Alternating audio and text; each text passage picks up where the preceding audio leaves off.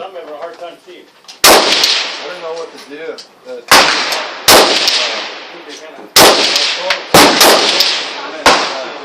family went on a cruise down south, and they came. I think we're pretty good now, so.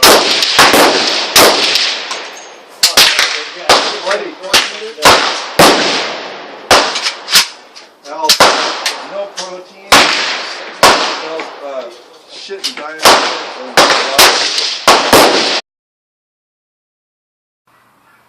What's up, guys? Sloppy Joe here. Wanted to do a quick update on my SGL 21 7.62-39. Weapon is empty. I just like to leave the Bakelite in there because it looks badass. Anyway, I did a couple updates to this rifle in the last few weeks. First and foremost, I installed a Tapco G2 trigger. I finally did it. I was very much against it just because I kind of like to keep the gun, I don't want to say as close to original as I can, because there's nothing the way this thing came from the factory, being that it's got all, Russian wood, Bakelite, all that stuff. But a lot of people are talking about how good this trigger is, so I decided to give it a try. And it's fantastic. I can't say enough how much I like this trigger. The take up is very minimal, and the break is very clean, predictable. It's a fantastic trigger. I don't know why I didn't do it years ago when I bought the gun. I would say, I don't know. I mean, I'm a big fan of the Ultimac. I'm a believer that the Ultimac helps you gain some accuracy because you're not clamping basically a steel tube in between the gas and the gas tube and your rear sight block. And I'm a believer that this does help with accuracy as the barrel heats and starts to flex. And I believe I've been able to prove that with some of my shooting in the groups that I've produced. But the best addition that I feel from the Ultimac is now this Tapco trigger. This Tapco trigger is just so good. I just can't say enough about it. It's a great trigger. I would say get one. If you're thinking about it, get one. They're a great trigger. I had a Red Star Arms adjustable trigger in a PSL, and it's also a good trigger, but there's a lot of little screws for adjustment, and you got to Loctite them, and I always had the fear of them just kind of working themselves a little loose, whatever.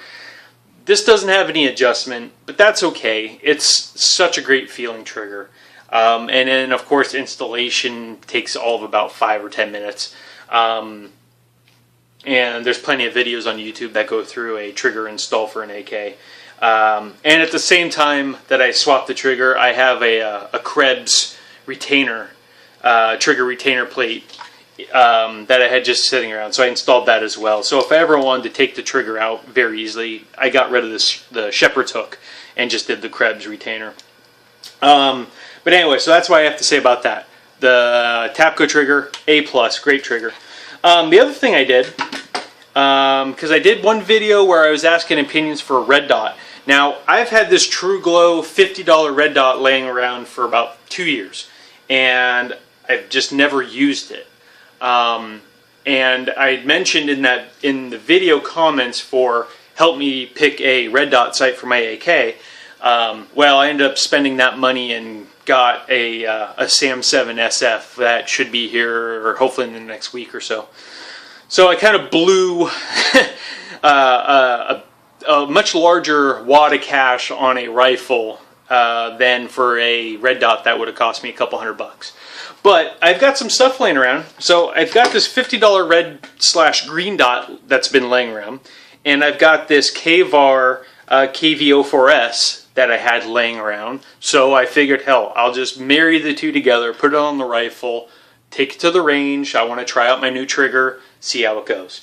So I will say I shoot primarily the Golden Tiger, Full Metal Jacket stuff, Boat Tail, Full Metal Jacket. It's what I prefer. I'm just going to say that. So guys, if you're shooting Wolf, whatever, this is what I like to shoot. I try to buy, I try to keep a few thousand rounds around just for any given time. Anyway, Golden Tiger, good stuff. I probably will do a review on some of the ammos out there upcoming, but I think there's a lot of videos and a lot of information about that already, so I might skip that. So anyway,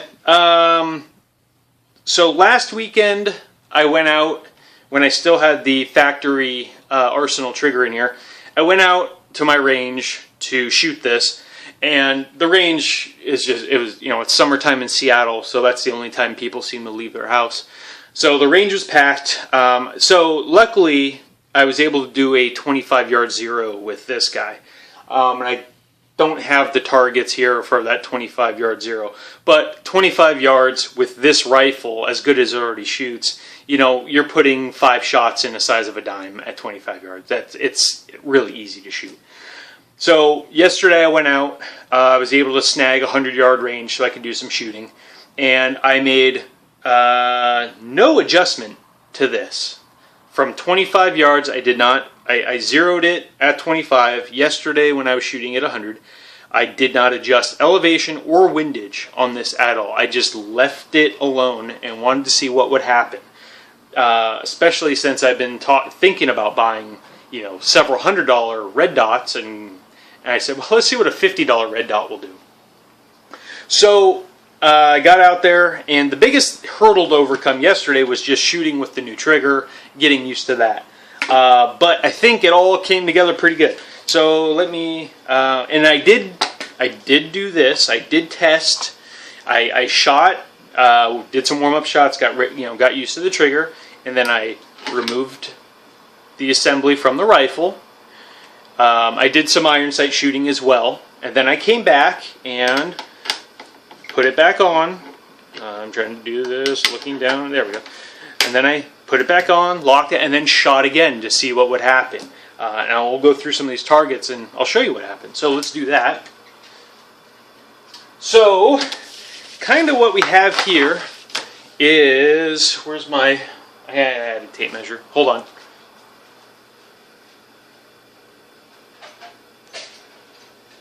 Okay, so once I had hunkered down, and so some of these I was shooting my Mosin as well, and trying different rounds on my Mosin, and that's going to be another video. But here is kind of what we ended up with. So this up here is this group here. So what this represents is basically, this is offhand, so shooting while standing at 100 yards with the AK, semi-rapid, and my point of aim here is what I believe is the center of the circle.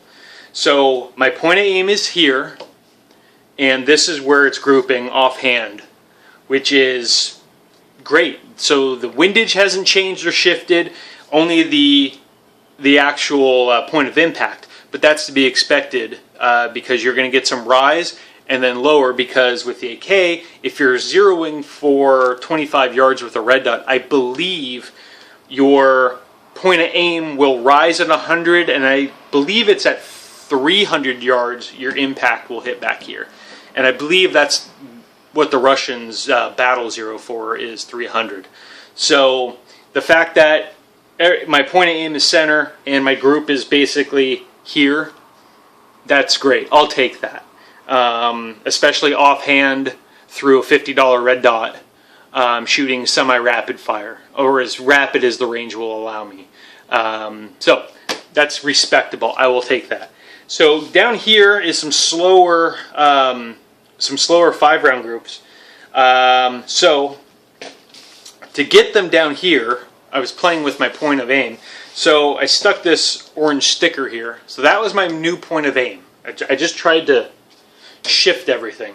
So this was off a bench. So I will say that this is seated, off a bench, slow firing once every 2 or 3 seconds. I was taking my time, trying to control my breathing, and ended up with 2 really good results.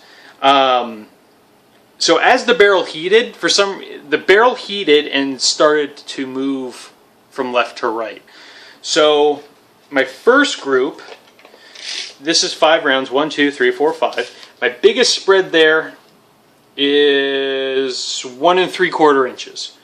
If I had stopped, I mean, and I'm not positive which, if you know, like if these 3 shots here, I mean that 3-round group right there, that's 3/4 of an inch. You know, if that in fact was my first 3 shots, that's very. I would shoot that 3-shot group, go home. That's AK fabulous right there. Then I let the barrel cool for a couple minutes, reloaded, and again 5-shot group, AK red dot at 100 yards, and the biggest spread on that one is 1 1/4 inches. And again, you have 2 shots right on top of each other, 2 shots on top of each other, and then 1 kind of right in the middle. So, I mean, all in all, I mean, that's a 1 1/4 spread for a 1 power, not even a 1 power, just, you know, a regular red dot sight at 100 yards, having to guess my point of aim as down here. Those are 2 really great groups. That's nothing you can complain about at all. So then what I did is, without letting it cool, I switched the mag, which had another 5 shots in it. So I just quickly shot these and put the other one in, and it opened up a little bit. So once the barrel got a little warm, it started to spread on me a little bit. That's 3 inches. But this gun, I will take that all day long. I have no complaints there. And then this is just another target. So I did this one. This was offhand, semi-rapid with irons. So this is only iron sights, standing, shooting with the regular irons at 100 yards. And again, I wear corrective lenses for distance. I cannot see at 100 yards. So my best guess is I'm putting my irons here and hoping for the best as quick as I can. So as I'm, you know, shooting, as soon as I can get the irons anywhere back in this area, I'm pulling the trigger again. So, you know, hey, I got some strikes in the black. That's great. But for irons, offhand, semi-rapid fire, again, it's great. The trigger is phenomenal. I cannot say enough about the trigger. I really can't. It's for $30 and 10 minutes to install. It's awesome. And kind of the other thing I wanted to say was this TruGlo $50 red dot. It probably isn't going to be very durable over time. I would imagine that you know, over the course of a year of shooting a lot, it eventually might start to kind of fall apart, or I don't know. You know, I guess we'll see. But for $50 and the ability, or the capability, we'll say, to shoot groups like these at 100 yards and then shooting offhand semi-rapid at 100 yards, I mean, that's fantastic for a red dot. I'll take that. I don't think anybody in the community, rifling community, who shoots AKs or ARs will argue that these are pretty good results. We'll take these. So that's it. If you have any comments, questions, if you're thinking about doing a TAPCO swap out, do it. It's a fantastic trigger. Again, I'm not paid for any of these. Obviously, I'm just a hobbyist. I'm not a hardcore rifle guy. I'm just I enjoy it as a hobby, but I'm not the super tactical wear my tactical gear to the shooting range guy. I'm the guy there wearing boat shoes, cargo shorts, and a t-shirt. I'm that guy. So I'm just a casual shooter, and I'm just trying to get the message out to other casual shooters who maybe might be a little afraid or fended off by the big tactical videos that are out there, because they are cool guys running around the desert in their fatigues and all their gear and all that, but that represents a small percentage of the shooting community. Most of us are average guys, so just trying to do average videos for average guys, and that's it. Anyway, comments, questions, subscribers, thanks for watching. If you like what you see, please pass it on to other guys. Leave comments, suggestions, anything you want to see, and I'll try to work it in. Thanks a lot, guys.